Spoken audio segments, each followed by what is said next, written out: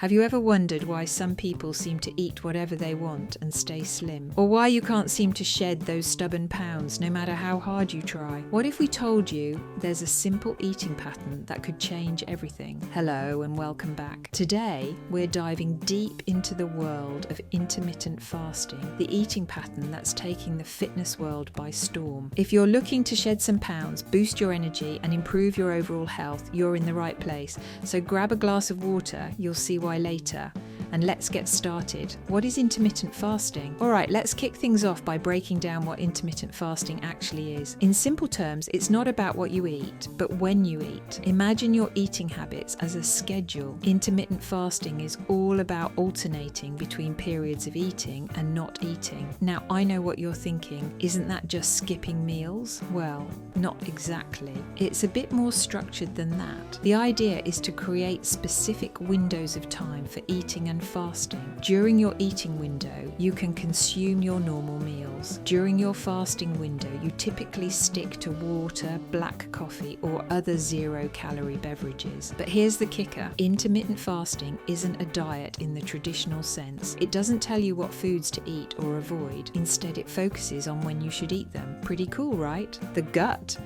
Your second brain. Now let's zoom in on the gut for a moment. Did you know that your gut has its own system?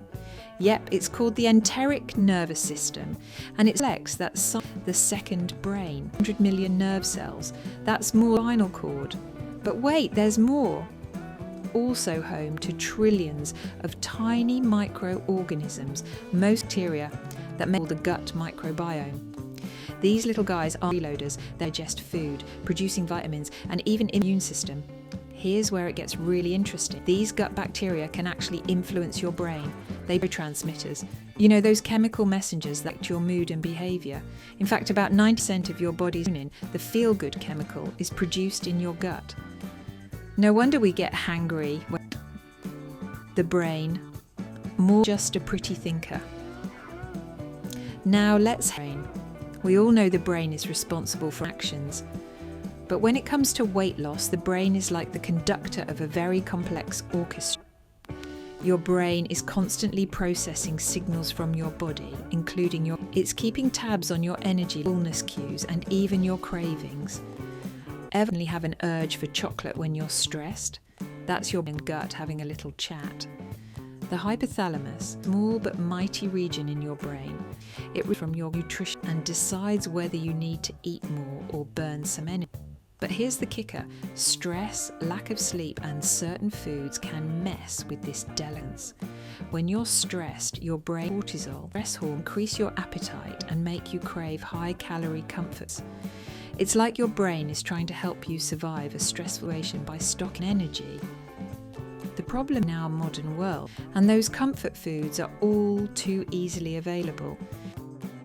In our modern world, stress is often chronic, and those comfort foods all too easily available. In our modern world, that stress is often, and those comfort foods are all too easily available. In our modern world, that stress is often chronic. Those comfort foods are all too easily available. In our modern world, that stress is a gut-brain connection, a two-way street. So we've got the gut sending signals to the brain and the brain sending signals back. It's a two-way street, and the traffic is this constant back and forth affects everything from your appetite to your Let's say you eat a big meal. Your gut sends signals to your brain. Hey, we're full down here. Brain then processes this information. You feel satisfied. It might even give you a little boost of those feel-good chemical reward. On the flip side, your brain sends signals to your gut that can slow down digestion. Ever felt butterflies in your stomach when you're nervous? This can lead to digestive issues and even changes in your gut bacteria, which in turn can affect your mood and energy level. The microbiome, your weight loss.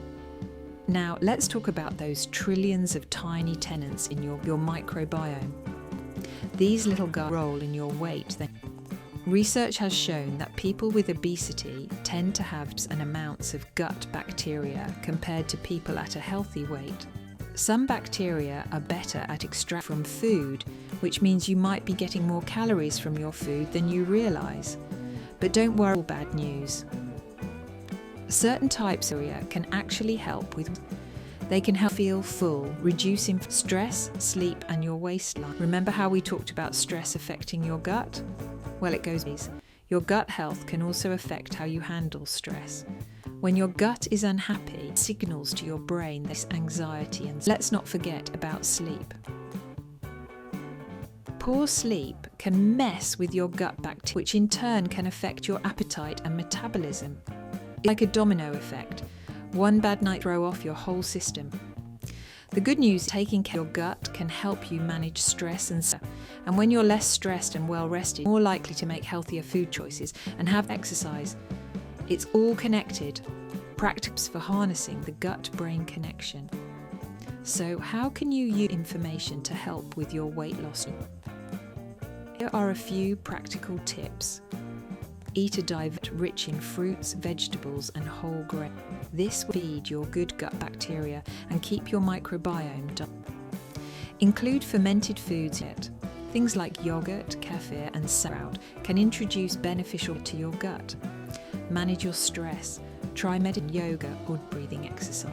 Remember, a calm mind means a happy gut. Get in. Aim for 7-9 hours a night. The future of weight loss, up our journey through the fascinating world of the gut-brain connection. Take a moment to think about what this means for the future. The more we understand brain axis, the more we realize that weight loss isn't just about calories out. It's about creating an environment in your body where your gut and brain are working together. In the future, we might personalize diet plans based on an individual's gut bacteria profile, or stress management techniques that target the gut-brain connection. The possibilities are exciting. But for this, every time you eat a healthy meal, manage your stress, sleep, you're not just doing something good for your waistline, you're knowing the connection between your gut and your brain, creating a healthier from the inside out. Well, that's all for today, so the next time you get a gut feeling about something, remember, it might just be your second brain talking. Take gut, and it'll take care of you. Here's to happy guts and healthy brains, everyone. Gut, and it'll take care of you. Here's to healthy brains, everyone. Of your gut, and it'll. Here's to happy guts. Of your gut, and it'll. Of your gut, and it. Here's to happy guts. Of your gut, and it'll. Here's to happy guts. Of your gut, and it'll. Here's to happy guts. Of your and it'll. Here's to happy guts. Gut, and it'll. Happy guts.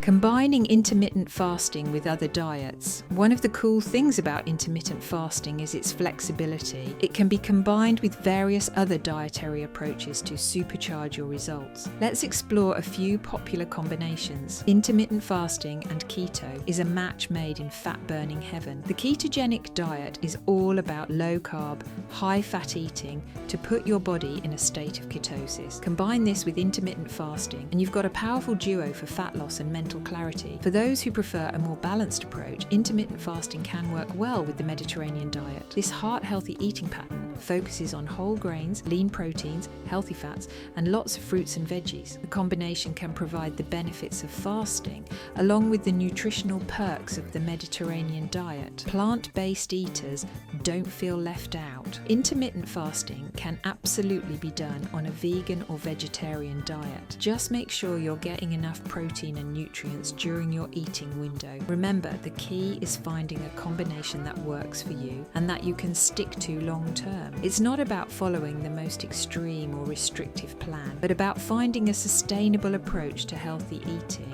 Well, that's all for today. So are you ready to give intermittent fasting a try? Or maybe you're already a fasting pro with some tips to share. Either way, we'd love to hear from you in the comments below. And if you found this video helpful, don't forget to like and subscribe for more health and fitness content.